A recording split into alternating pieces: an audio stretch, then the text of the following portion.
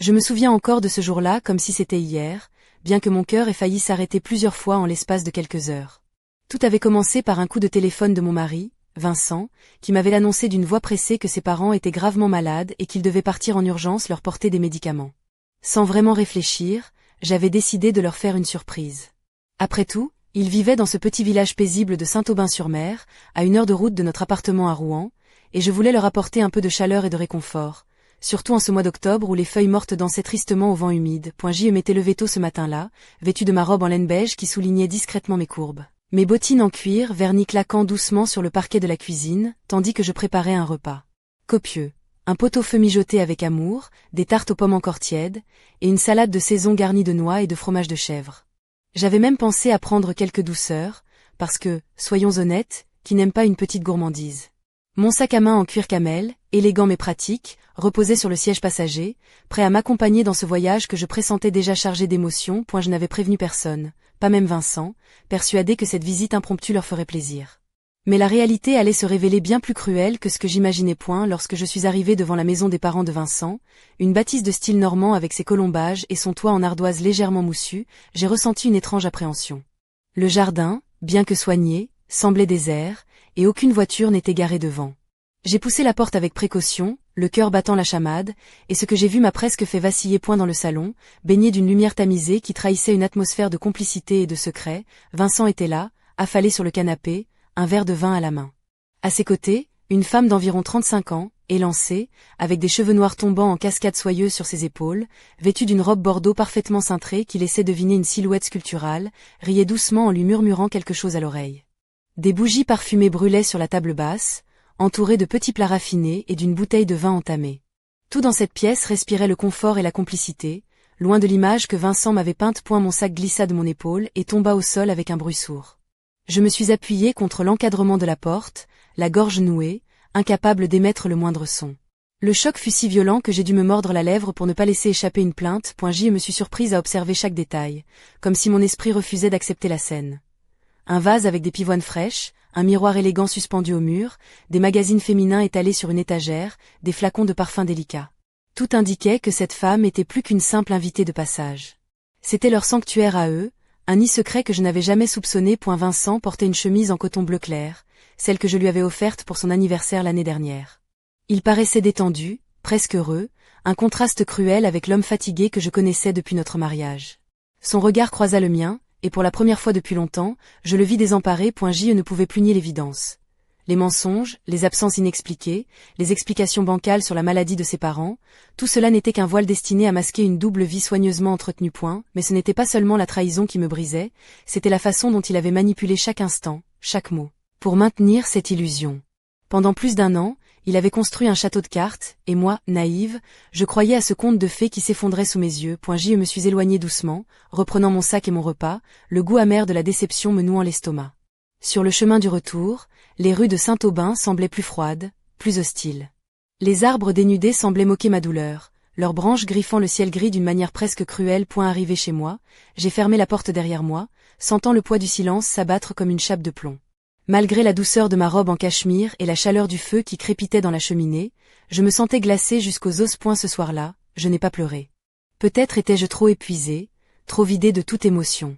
Je me suis assise à la table de la cuisine, mes mains tremblantes caressant la nappe en lin, essayant de comprendre comment j'avais pu passer à côté de tant de signes. J'ai repensé aux messages découverts sur ce téléphone oublié dans la remise. Des mots doux, des rendez-vous secrets, des promesses de bonheur à deux. Et à ce reçu de restaurant, une addition salée pour deux, datée d'une soirée où Vincent prétendait être seul avec ses parents. Le décalage entre la version officielle et la vérité était abyssal. Je me suis juré de ne plus jamais fermer les yeux. Cette trahison, aussi douloureuse soit-elle, m'a appris une chose essentielle. La confiance est le socle sur lequel s'érige toute relation, et quand elle s'effondre, il ne reste que les ruines. Pourtant, au fond de moi, une petite voix murmure que tout n'est pas fini. Que la vie, avec ses surprises, peut offrir une seconde chance. Mais cela, je le découvrirai en temps voulu. Ce soir-là, enveloppé dans ma robe douce et mes pensées tumultueuses, j'ai compris que l'automne de ma vie venait de changer de saison, emportant avec lui les illusions pour faire place à une vérité crue, mais libératrice. Les jours qui ont suivi cette découverte ont été un tourbillon d'émotions contradictoires, comme si mon cœur et mon esprit jouaient une partie d'échecs dont les règles m'échappaient.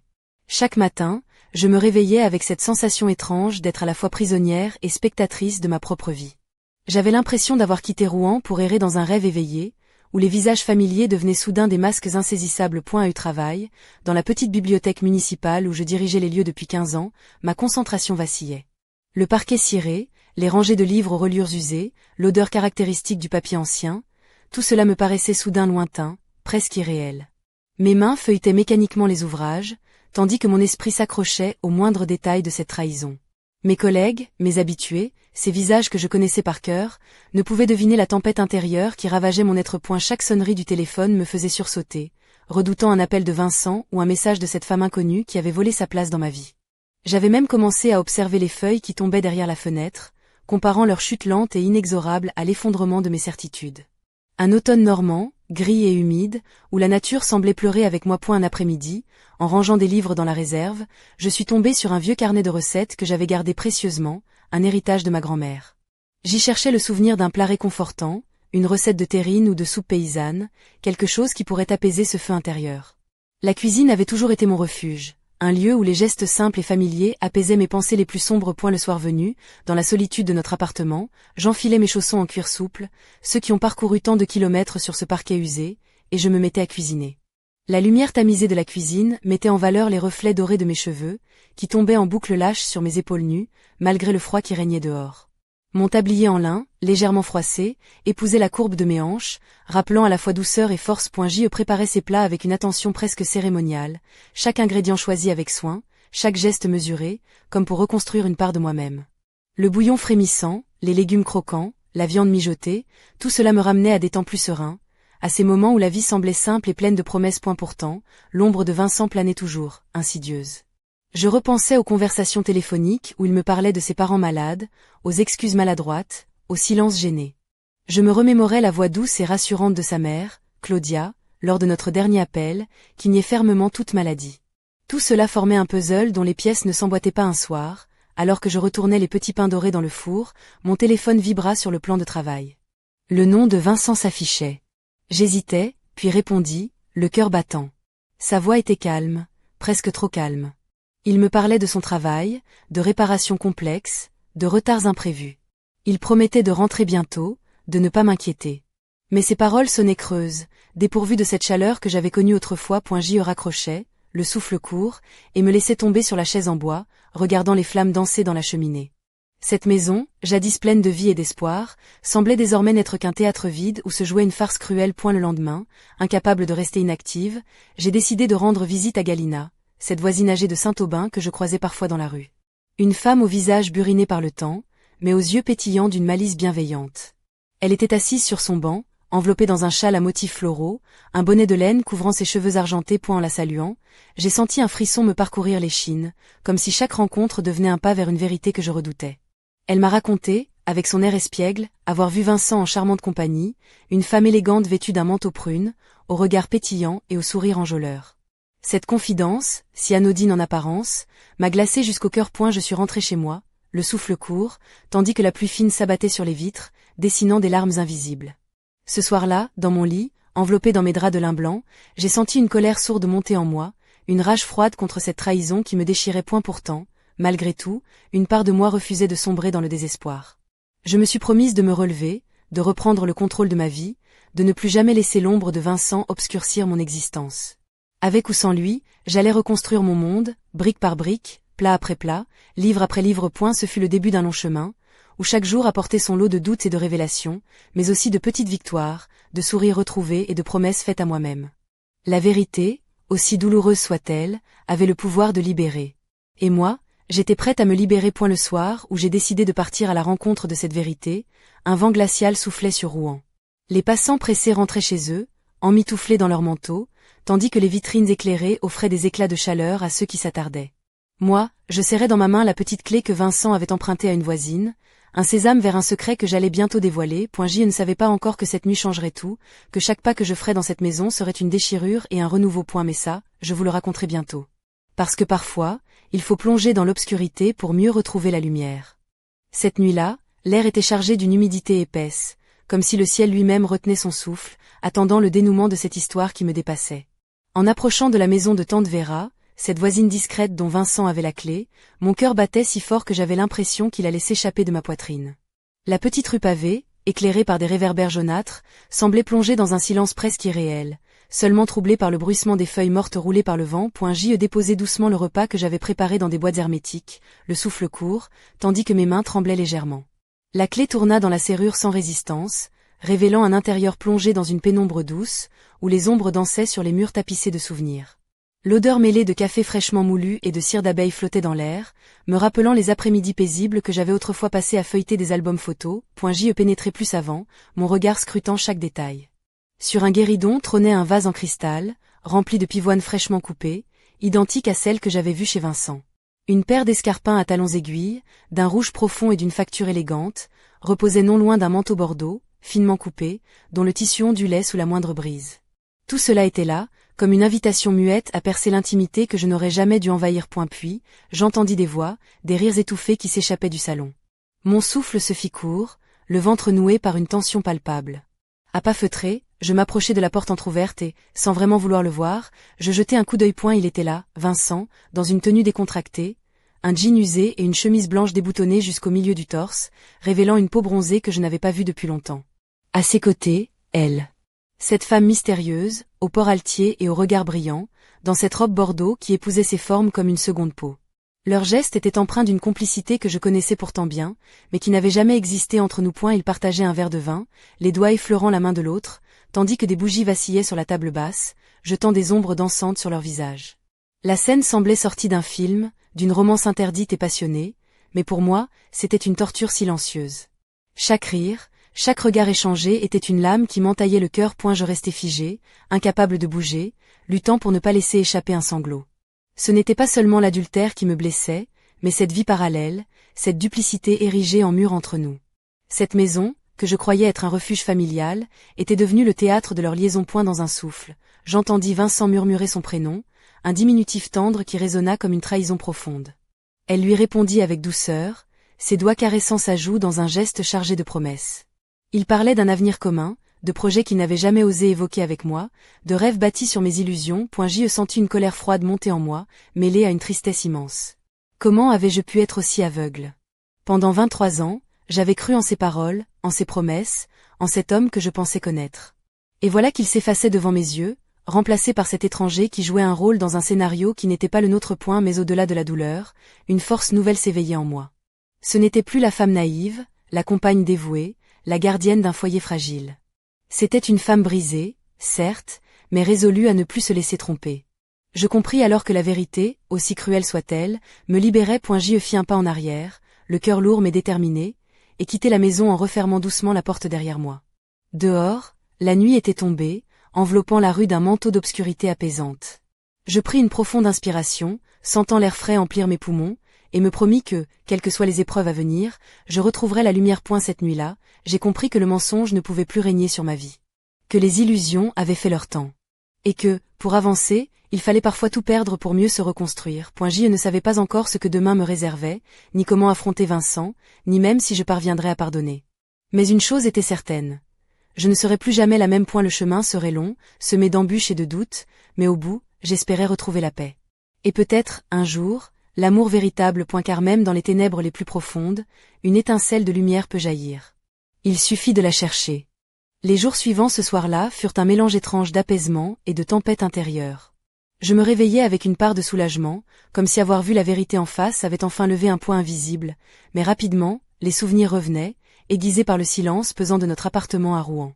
Chaque pièce semblait murmurer les promesses brisées, chaque objet familier, du vase en porcelaine au rideau léger, conservait l'écho d'un bonheur factice. Pourtant, je savais que je ne pouvais plus vivre dans cette illusion. Je me levais tôt, enfourchai ma vieille bicyclette en acier bleu ciel et filai vers la bibliothèque municipale, ce sanctuaire qui depuis des années m'offrait un refuge. Le parfum des pages jaunies, le bruissement des feuilles tournées, le murmure des lecteurs absorbés, tout cela me ramenait à une réalité plus douce, plus stable. J.E. me surprenait à observer les visages de mes habitués, cherchant dans leur regard une forme de complicité, un rappel que la vie continuait, malgré tout. Il y avait Monsieur Laurent, retraité passionné de romans policiers français, toujours prêt à échanger une recommandation, et Madame Dupuis, jeune maman au regard fatigué, qui venait chercher des livres sur la parentalité. Leur présence me rassurait, m'ancrant dans un quotidien que je voulais à tout prix préserver. Mais la maison, elle, restait un champ de bataille silencieux. Vincent n'était pas rentré depuis ce soir-là, et ses appels se faisaient rares, souvent courts, presque automatiques. Les messages qu'il laissait sur mon portable manquaient de cette chaleur d'antan. Une fois, j'avais même surpris un soupir à peine dissimulé, comme si l'acteur fatigué que j'avais découvert préférait éviter le face-à-face un après-midi, alors que je triais des livres sur les étagères en chêne massif, mon téléphone vibra. C'était un message de Svetlana, ce prénom qui résonnait comme une épée dans ma poitrine. Ces mots étaient empreints d'une assurance provocante, évoquant une rencontre prochaine, un rendez-vous dans un café du centre-ville, le genre d'endroit où l'on ne passe jamais inaperçu. Des fauteuils en velours rouge, des lumières tamisées, une ambiance feutrée propice au secret. J'y laissais mon regard errer sur les rayonnages, évitant de céder à la tentation de répondre. Ce serait un piège, un pas vers un abîme dont je ne sortirais peut-être pas indemne. Il fallait que je garde la tête froide, que je me protège le soir venu. Je m'attelai à la préparation d'un dîner simple mais soigné, une ratatouille aux légumes de saison, un pain croustillant sorti du four, un verre de vin rouge pour accompagner le tout. Mon tablier en coton blanc épousait la taille fine que j'avais réussi à conserver malgré les années, mes boucles brunes étaient relevées en un chignon lâche, laissant échapper quelques mèches qui encadraient mon visage avec douceur. Dans le silence de la cuisine, le cliquetis des couverts et le souffle régulier du vent contre les vitres formaient une symphonie apaisante. Pourtant, au fond de moi, une lutte farouche faisait rage. Entre la colère et la tristesse, entre la volonté de pardonner et le désir de tout brûler. Je repensais à ces 23 années passées à construire un foyer, à tisser des souvenirs, à aimer un homme qui, visiblement, avait choisi un autre chemin. Mais je refusais de laisser cette trahison définir mon existence. J'étais plus que la compagne trompée. J'étais une femme forte, capable de renaître de ses cendres. Les semaines s'égrenaient, et petit à petit, la douleur laissait place à une douce détermination. Je pris rendez-vous avec un avocat, une femme aux yeux perçants et au sourire rassurant, qui m'expliqua avec clarté les démarches à suivre. Le divorce serait inévitable, mais je voulais que ce soit fait dignement, sans haine ni scandale. Entre deux rendez-vous, je reprenais mes promenades dans les ruelles pavées de Rouen, m'attardant parfois devant la cathédrale, où la lumière des vitraux projetait des éclats colorés sur les pavés. Ces instants de contemplation m'aidaient à retrouver un peu de paix intérieure, à croire qu'après la tempête, le ciel pouvait s'éclaircir. Puis, un jour, alors que l'hiver s'installait doucement, j'entendis parler d'Alexandre, un professeur d'histoire au collège local.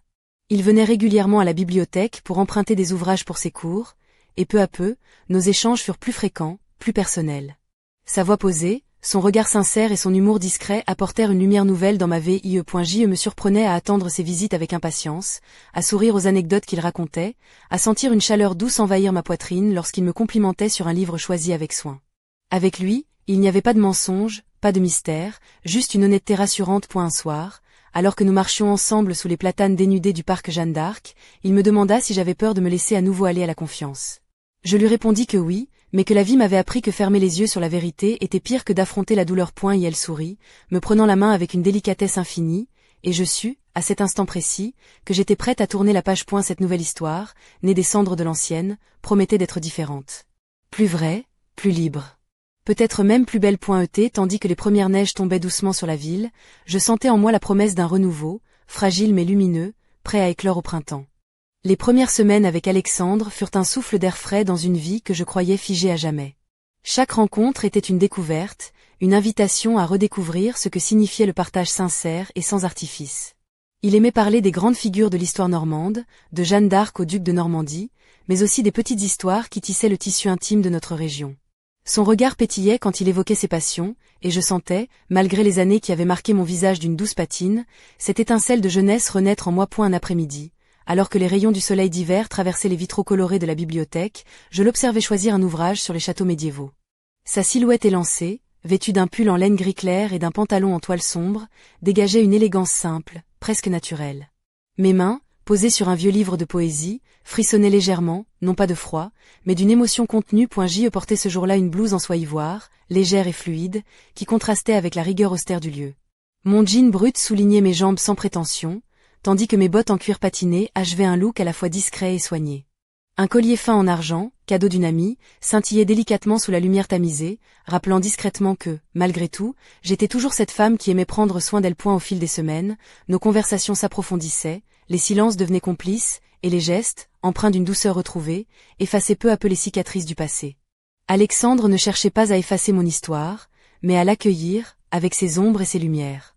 Il était là, présent, patient, sans jugement ni attente démesurée. Un soir, alors que la ville s'endormait sous une fine couche de givre, nous dînâmes dans un petit bistrot niché au cœur du vieux Rouen, ses murs en pierre et ses poutres apparentes créant une atmosphère chaleureuse. Je portais une robe en velours bleu nuit, cintrée à la taille, qui mettait en valeur la cambrure de mes hanches et la douceur de mes épaules dénudées.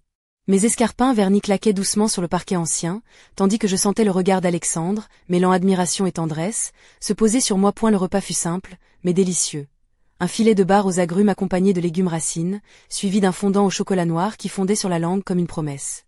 Entre deux bouchées, nos mains se frôlaient sur la table, et cette proximité, si longtemps oubliée, réveillait en moi une chaleur délicieuse, une sensation d'être enfin vue et désirée. Ce soir-là, en rentrant chez moi, enveloppé dans mon manteau de laine épaisse, j'eus l'impression que la nuit elle-même était plus douce, comme si le monde conspirait pour m'offrir une seconde chance.